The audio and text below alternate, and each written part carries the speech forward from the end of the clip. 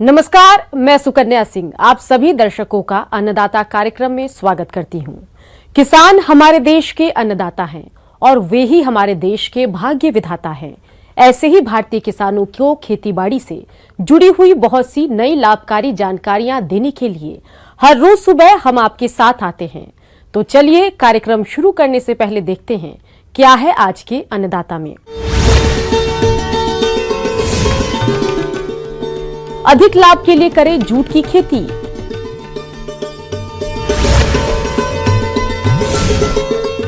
कद्दू वर्गीय फसलों में नेमाटोड की समस्या और रोकथाम के उपाय।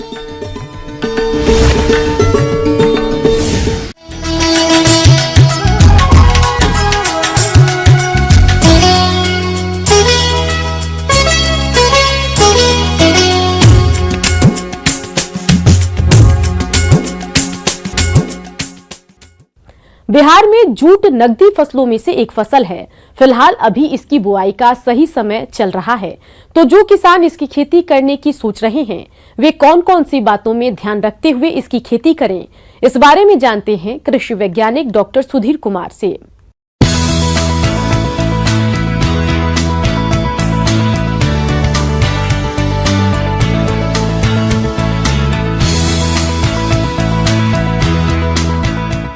किसान भाई नमस्कार। किसान भाई सबसे पहले आप जान लें कि जूट की खेती हमारे बिहार में खास करके कई जिला है जहां पर जूट की अच्छी खेती होती है और उससे हमारे किसान काफ़ी आमदनी इनकम उससे ले रहे हैं।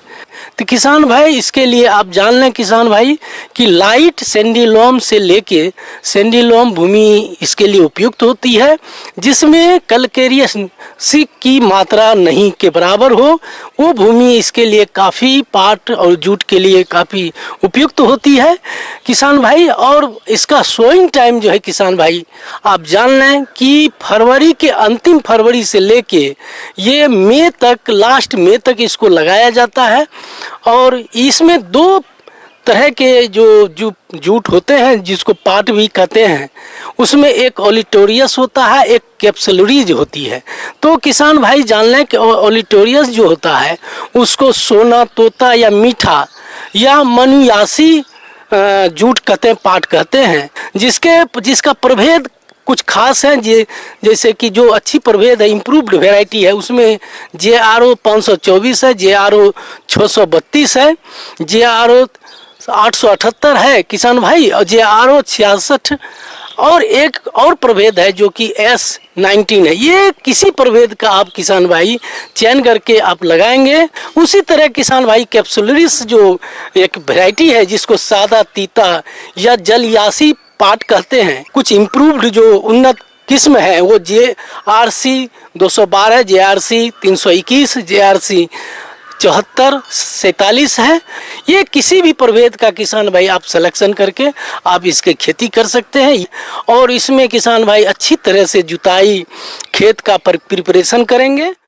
किसी भी फसल से अच्छा उत्पादन लेने के लिए उसके आधार को मजबूत करना जरूरी होता है और इसके लिए खेत की तैयारी का काम अहम होता है। इसके लिए खेत की एक बार गहरी जुताई करें, बाद में 2 से 3 जुताई कल्टीवेटर के माध्यम से करके पाटा लगा दें।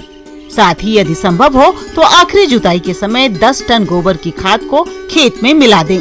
आधुनिक युग में वैज्ञानिक तरीके से खेती करना तभी संभव है जब किसान को यह पता हो कि आखिर उसके खेत में पोषक तत्वों की मात्रा कितनी है, और इसके लिए जरूरी है कि वह मिट्टी की जाँच कराकर पोषक तत्वों की पूर्ति करे। जूट यानी पटसन की बात करें तो इसके लिए कौन कौन पोषक तत्वों को कितनी मात्रा में कब देना है, आइए जानते हैं। और प्रिपरेशन करके उसमें जो नाइट्रोजन, फास्फोरस, पोटास होता है, पहली जुताई, दूसरी और अंतिम जुताई करते हैं तो उस समय आप खाद का प्रयोग करेंगे। 40 kg नाइट्रोजन, 20 kg फास्फोरस और 20 kg पोटास की आवश्यकता होती है। और इसको खेत में अच्छी तरह से बराबर मात्रा में भुरकाव करके और इसका बुआई आप कर देंगे। किसान भाई एक और जानने की जरूरत है किसान भाई, हमारे किसान भाई क्या करते हैं, खास करके देखते हैं कि जब बुआई का समय होता है तो उसका सीड रेट कभी ज़्यादा हो जाता है, कभी कम हो जाता है।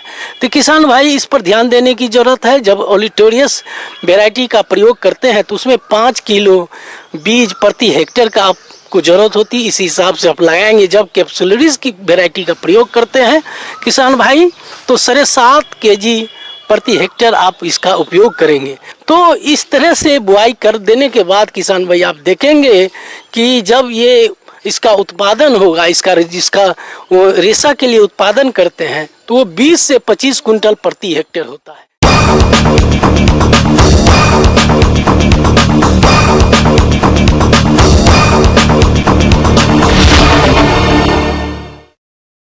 किसान भाइयों, जैसा कि फसलों की कटाई गहाई का कार्य जोरों पर चल रहा है और देश में कोरोना ने कहर मचा रखा है, ऐसे में आम जन के साथ साथ किसानों को भी इस कोरोना के कहर से बचाव करना होगा।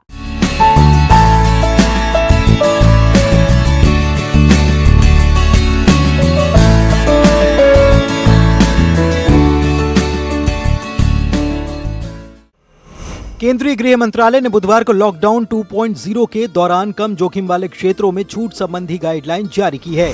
ये छूट 20 अप्रैल से लागू होगी।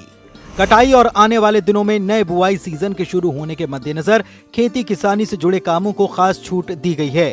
हालांकि इस दौरान सोशल डिस्टेंसिंग के मानकों का कड़ाई से पालन किया जाएगा। लॉकडाउन 2.0 के इस दौरान गतिविधियों पर छूट रहेगी। खेती से जुड़ी सभी गतिविधियां चालू रहेंगी। किसानों और कृषि मजदूरों को हार्वेस्टिंग से जुड़े काम करने की छूट रहेगी। कृषि उपकरणों की दुकानें, उनके मरम्मत और स्पेयर पार्ट्स की दुकानें खुली रहेंगी। खाद, बीज, कीटनाशकों के निर्माण और वितरण की गतिविधियां चालू रहेंगी। इनकी दुकानें खुली रहेंगी। कटाई से जुड़ी मशीनों, कंबाइन के एक राज्य से दूसरे राज्य में मूवमेंट पर कोई रोक नहीं रहेगी।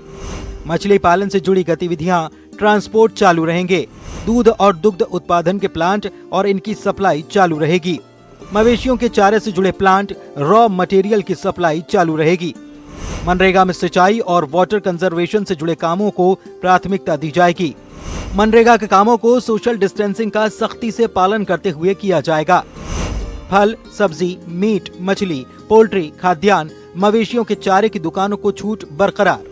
इस दौरान सोशल डिस्टेंसिंग के मानकों का पालन करना होगा, लेकिन हॉटस्पॉट वाले इलाकों में ये लागू नहीं होगा। किसान भाइयों, अभी तक आपने खेती से जुड़ी हुई कुछ उपयोगी जानकारियां देखी। अब लेते हैं एक छोटा सा ब्रेक, जल्द ही लौटेंगे और कार्यक्रम में आगे भी है खेतीबाड़ी से जुड़ी हुई महत्वपूर्ण जानकारियां, तो बने रहिए हमारे साथ।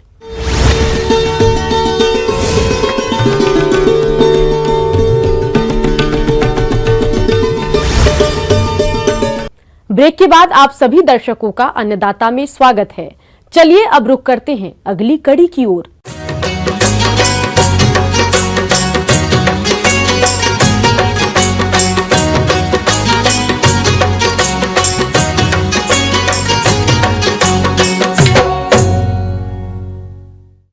इन दिनों कद्दू वर्गीय फसलों में फूल और फल बन रहे हैं। इसी समय फसल में कई हानिकारक कीट और रोग पनपने लगते हैं।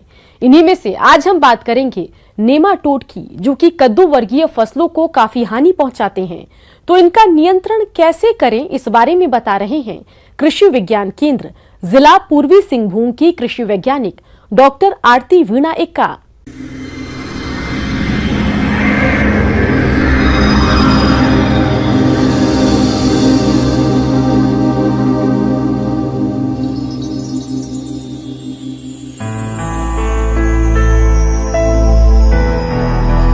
सूत्रकृमि मुख्यतः कद्दू वर्गीय सब्जियों, चुकंदर, गाजर, टमाटर, बैगन, मिर्च, भिंडी, शकरकंदा आदि सब्जी फसलों को नुकसान पहुंचाता है। यह सूत्रकृमि प्राथमिक और द्वितीयक जड़ों को प्रभावित करके फसल को नुकसान पहुंचाते हैं। तो किसान भाइयों, कभी कभी देखने को आता है कि हमारी जो फसल है उसका ग्रोथ पूरा नहीं हो रहा है, वो फसल भी सूख करके मर रहे हैं, पत्तियां पीली पड़ जा रही है और उसका कारण पता नहीं चलता है कि क्या है कारण। तो किसान भाइयों, ये जो सूत्रकृमि है या निमेटोड है, इसका प्रकोप जो है मिट्टी से ही जो लतर वाली सब्जियां हैं इनके जड़ों पे इनका अटैक होता है। ये जो सूत्रकृमि है ये बहुत ही पतले होते हैं, बहुत ही फाइन, एक सुई की तरह, पतले सुई की तरह होते हैं और ये जड़ों में घुस करके वहाँ पे गोल फॉर्मेशन करते हैं, वो वहाँ पे गांठ बना देते हैं। ये गांठ छोटे बड़े अलग अलग तरह के होते हैं। संक्रमित जड़ें विभिन्न आकार की गांठें बनाती है, जिसकी एक निश्चित संख्या से अधिक उपस्थिति पौधों में पानी और अन्य पोषक तत्वों को प्राप्त करने में अवरोध उत्पन्न करती है, जिससे ग्रस्त पौधों की पत्तियां पीली पड़ जाती है। सब्जियों में सूत्रकृमि ग्रसित पौधा मुरझा जाता है तथा पौधा बौना रह जाता है। पौधों को उखाड़कर देखने पर यह दिखता है कि जड़ें सीधी ना होकर आपस में गुच्छा बना लेती है। जड़ों पर गांठें बनकर फूल जाती है और पौधों में फूल व फल देरी से लगते हैं और वो झड़ने लगते हैं। फलों का आकार छोटा हो जाता है और उसकी गुणवत्ता कम हो जाती है। जनरली अगर देखा जाए तो ये जो गांठ होते हैं ये आप देखेंगे कि जो भी हमारे दलहन फसल है, इन दलहन फसलों में ये गांठ पाई जाती हैं। लेकिन ये जो लतर वाली सब्जियां हैं, अगर आप इस तरह की सब्जियों के जड़ों में इस तरह की गांठ देखेंगे तो ये 100% है कि आपके जो फसल है लतर वाली सब्जियां हैं, इसमें आपका सूत्रकृमि या निमेटोड का अटैक हुआ है। तो चूंकि ये मिट्टी से आती है तो हमें मिट्टी का भी प्रबंधन करना बहुत जरूरी है कि जो लतर वाली सब्जियां हैं उनके जड़ों पर नहीं आए, इसका आपको ध्यान देना है। तो जैसा कि आप जानते हैं कि नीम या करंज की खल्ली है, तो उसको आप 25 किलोग्राम प्रति हेक्टेयर की दर से अगर अपने खेत में डालते हैं 1 महीना पहले, जो फसल है लतर वाली सब्जियां उनको लगाने के पहले, तो आपका वो जो सूत्रकृमि या निमेटोड है, इनसे आपका जो फसल है उसका बचाव हो सकता है। दूसरी जो बात है उसमें जो होता है कि जो आप बीज लेते हैं उसको भी आपको देखना चाहिए कि उसको आप जो है कार्बोफ्यूरॉन जो है जो दवा है उससे करके उपचार करके ही अपने खेतों में लगाएं। तो इससे करके उपचारित करके जब आप लगाएंगे तो वो जो निमेटोड है उसका प्रकोप आपके जो सब्जियां हैं लतर वाली सब्जियां हैं उसमें नहीं होगी। अगर रोकथाम की बात करें तो 2 या 2 से अधिक विधियों का समावेश करके ही सूत्रकृमियों की रोकथाम की जा सकती है, जिसमें ग्रीष्मकालीन गहरी जुताई करना चाहिए। इससे मिट्टी पड़े कृमि के अंडे तेज धूप के कारण नष्ट हो जाते हैं। फसल लगने के 20 से 25 दिन पहले कार्बनिक खाद को मृदा में मिलाना चाहिए। जिन क्षेत्रों में सूत्रकृमि का प्रयोग अधिक हो वहां पर उचित फसल चक्र को अपनाएं।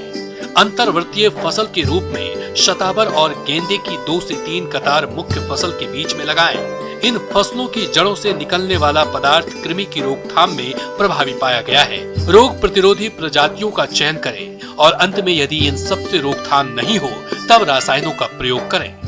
उसके अलावा जो है कि मिट्टी पे आप फ्यूमिगेशन जो हम लोग करते हैं, धुआं करना मिट्टी पे, फ्यूमिगेशन जो है डाइक्लोरोप्रोपेन या डाइक्लोरोप्रोपीन करके जो है उसके थ्रू भी आप फ्यूमिगेशन तकनीक को अपना करके अपने खेतों की मिट्टी को निमेटोड या सूत्रकृमि से मुक्त बना सकते हैं।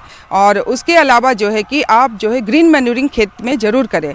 जहाँ भी आप इन लतर वाली सब्जियों को लगाते हैं वहाँ पे हरी खाद का प्रयोग करें। हरी खाद में आप गेंदा की पत्तियाँ हुई जो टेगेटिस बोलते हैं, साथ ही जैंथम करके जो स्पीशीज है उसकी पत्तियों को अगर आप मिट्टी में मिलाते हैं तो ज़रूर जो है कि आपकी जो मिट्टी में ये जो सूत्रकृमि है इसका प्रकोप नहीं होगा। तो कुछ प्रबंधन ऐसे हैं जिसको कि हमें पहले करना चाहिए, कुछ प्रबंधन ऐसे हैं जिसको कि हम लोगों को होने के बाद पर, लेकिन अगर एक बार हो जाता है तो उसमें फिर कुछ सुधार नहीं हो पाएगा। इसीलिए इसमें ज़्यादा जरूरी है कि हम पहले इसमें प्रिकॉशन करें। आगे और भी है खेती बाड़ी से जुड़ी हुई बहुत सी रोचक जानकारियां, पर यहां पर रुकेंगे एक और ब्रेक के लिए। जल्द हाजिर होते हैं।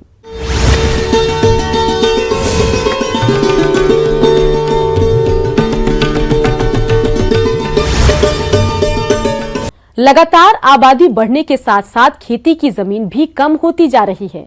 कम होती कृषि योग्य भूमि को देखते हुए बहुत सी जगहों पर वर्टिकल खेती या खड़ी खेती का सफल प्रयोग किया जा रहा है। शहरी क्षेत्रों में खेती करने का ये खास तरीका बड़ी तेजी से लोकप्रिय होता जा रहा है। अगर सही तरीके से इस वर्टिकल फार्मिंग की जाए तो इसे बिजनेस का रूप दिया जा सकता है। देखिए हमारी ये खास रिपोर्ट।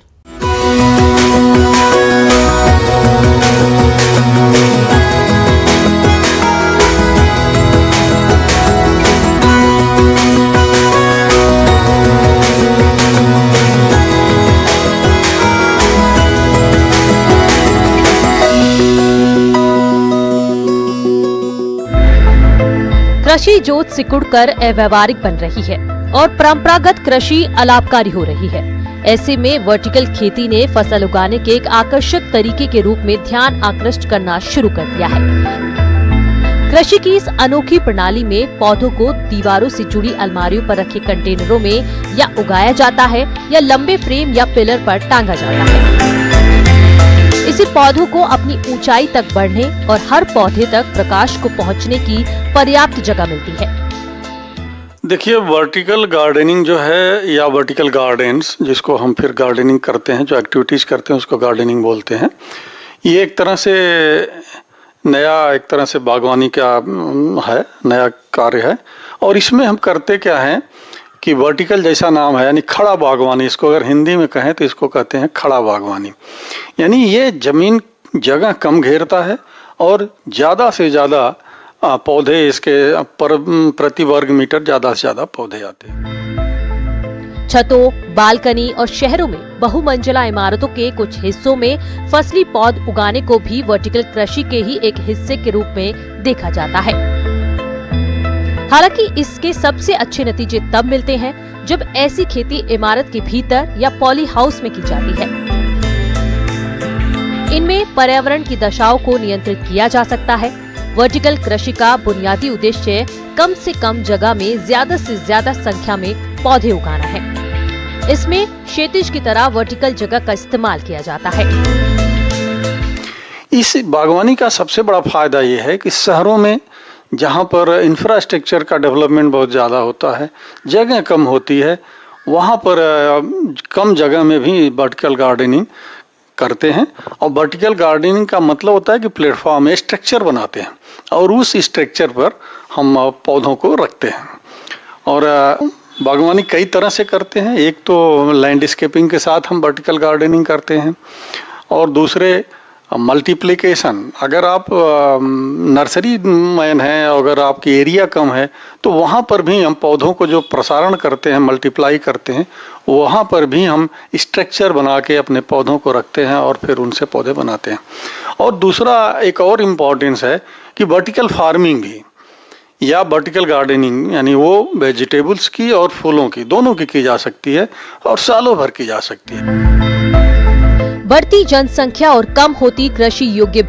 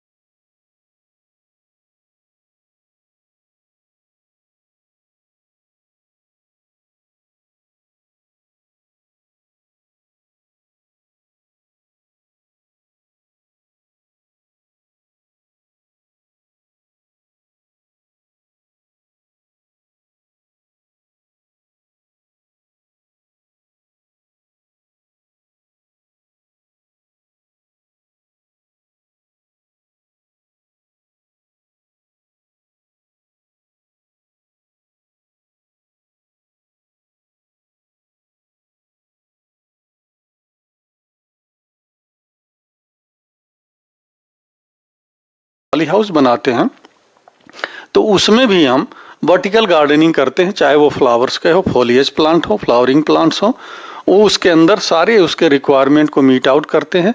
चूँकि ग्रीन हाउस में जगह कम होती है तो उसके हम लेयर बना लेते हैं, 3 लेयर्स, 4 लेयर्स, 2 लेयर, यानी टायर सिस्टम में सेल्फ बना के हम उसमें पौधों को रखते हैं और देन उसके सारी सुविधाएं हम उसको रखते हैं। इसको एक तरह से कहिए कि हमारे पौधे दीवार के सहारे हैंग रहते हैं। और यहीं पर मैं दीवार की बात कर रहा हूँ तो शहरों में जहाँ पर वातावरण बहुत टफ है और फूल पौधों का संख्या कम है तो वहाँ पर हम दीवार के साथ भी वर्टिकल गार्डनिंग करते हैं। यानी दीवार की पूरी एरिया को हम ग्रीन फोलिएज प्लांट में बदल देते हैं। उसमें करते क्या है कि दीवार के सहारे हम एक स्ट्रक्चर, स्टील का स्ट्रक्चर तैयार करते हैं और उस स्ट्रक्चर पर 1 से 1.5 फीट का स्लैब्स बनाते हैं और उस स्लैब्स में हम छोटे छोटे प्लास्टिक के पॉट्स लगा के उसमें हम पौधों को, डिफरेंट टाइप के पौधों को, जो ऐसे पौधे जिनकी रिक्वायरमेंट कम हो और सालों भर हरे भरे रहते हों, कलरफुल रहते हों, उनको लगाते हैं और ड्रिप से जोड़ देते हैं तो उनकी सिंचाई भी होती रहती है। तो पूरी दीवार हमको जो है रंगीन पौधों से भरा हुआ हरा भरा दिखता है। तो इससे फायदा ये होता है कि वातावरण हमारा शुद्ध हो जाता है और प्रति वर्ग मीटर की जो हमारी प्रोडक्शन कैपेसिटी है, अगर हम नर्सरी करते हैं या वेजिटेबल्स करते हैं तो हमारी 3 to 4 टाइम्स हमारी प्रोडक्शंस बढ़ जाते हैं। तो इसलिए हमारे इसके साथ साथ सुंदरता के साथ साथ हमारी आमदनी भी बढ़ जाती है। इस समय वर्टिकल कृषि मुख्य रूप से बेंगलुरु, हैदराबाद, दिल्ली और कुछ अन्य शहरों में होती है। यहाँ उद्यमियों ने शौकिया तौर पर वर्टिकल खेती की शुरुआत की थी, लेकिन बाद में व्यावसायिक उद्यम का रूप दे दिया। इन शहरों में बहुत से उद्यमी हाइड्रोपोनिक्स और एरोपोनिक्स जैसे जानी मानी प्रणालियों का इस्तेमाल कर रहे हैं। हाइड्रोपोनिक्स में पौधों को पानी में उगाया जाता है। इस पानी में आवश्यक पादप पोषक मिलते हैं। एरोपोनिक्स में पौधों की जड़ों पर केवल मिश्रित पोषक तत्वों का छिड़काव किया जाता है। गमले में लगे पौधों के मामले में आमतौर पर मिट्टी की जगह परलाइट, नारियल के रेशे, कोकोपीट, फसलों का फूस या बजरी का इस्तेमाल किया जाता है। तो आजकल वर्टिकल गार्डनिंग का प्रचलन विशेष तौर से शहरों में, भीड़ भाड़ वाले शहरों में, जहां कंकड़ पत्थर और दीवारें हैं, ईंट है, सड़क है, इंफ्रास्ट्रक्चर है, वहां पर कम जमीन में और उसके लैंडस्केप एंड डिजाइनिंग करते हैं वर्टिकल गार्डनिंग के साथ। और लोग इसको पसंद करते हैं क्योंकि हर आदमी वातावरण फ्रेंडली होना चाहता है, वातावरण के साथ रहना चाहता है। तो इस तरह से आप गार्डनिंग करके आप अपने आसपास हरा भरा कर सकते हैं।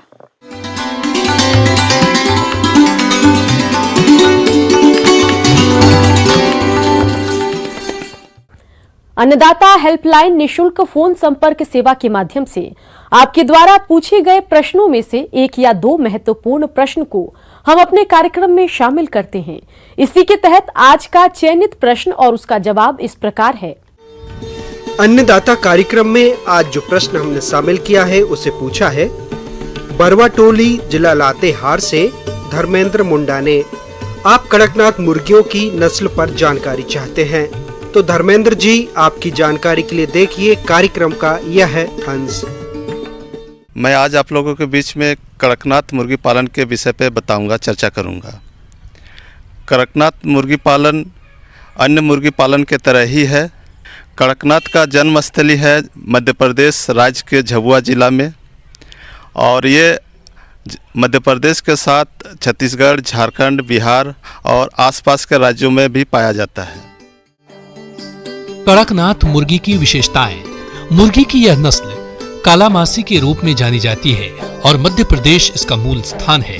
इसके एक दिन के चूजों का रंग नीले और काले के मिश्रण जैसा होता है। वयस्क पक्षी के पंख नीले और काले रंग के होते हैं।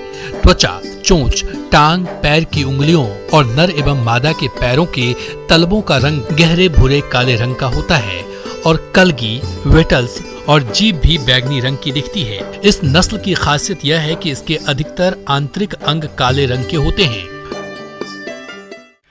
कड़कनाथ मुख्य रूप से उन लोगों के लिए फायदेदायक है जो खास करके हृदय रोग से ग्रसित हैं, जो कमज़ोर हैं, उनके लिए ये मांस उपयोग करना लाभदायक है। कड़कनाथ को पालने के लिए अन्य मुर्गी के तरह ही पाला जाता है, इसमें किसी खास ज़रूरत नहीं पड़ती है। कड़कनाथ को मुख्य रूप से झाबुआ जिला से प्राप्त किया जा सकता है, छत्तीसगढ़ से प्राप्त किया जा सकता है, झारखंड में बिरसा कृषि विश्वविद्यालय, रांची वेटनरी कॉलेज से प्राप्त किया जा सकता है, कृषि विज्ञान केंद्रों से प्राप्त किया जा सकता है, सरायकेला कृषि विज्ञान केंद्र में भी उपलब्ध है। यहाँ के कई किसान कड़कनाथ मुर्गी पालन कर रहे हैं और लाभ कमा रहे हैं। कड़कनाथ मुर्गी 20 हफ्ते में 920 ग्राम तक हो जाती है। 18 महीने तक मुर्गियों को पालने पर इनका शरीर भार लगभग 3 से 4 किलोग्राम तक हो जाता है। इसका वार्षिक अंडा उत्पादन 120 से 125 अंडे होता है। अब आइए देखते हैं कल दिखाए जाने वाले कार्यक्रम की मुख्य झलकियां। रजनीगंधा की खेती से किसान कमा सकते हैं अधिक मुनाफा। पुराने मछली तालाबों का जीर्णोद्धार करके तालाबों को फिर से बनाएं उपयोगी। किसान भाइयों, अन्नदाता आपकी सेवा के लिए संकल्परत है। कृषि संबंधित समस्या और सुझावों के लिए आप हमें इस पते पर संपर्क कर सकते हैं। प्रोड्यूसर अन्नदाता, news 18 Bihar Jharkhand, Ramoji film city Hyderabad, 501512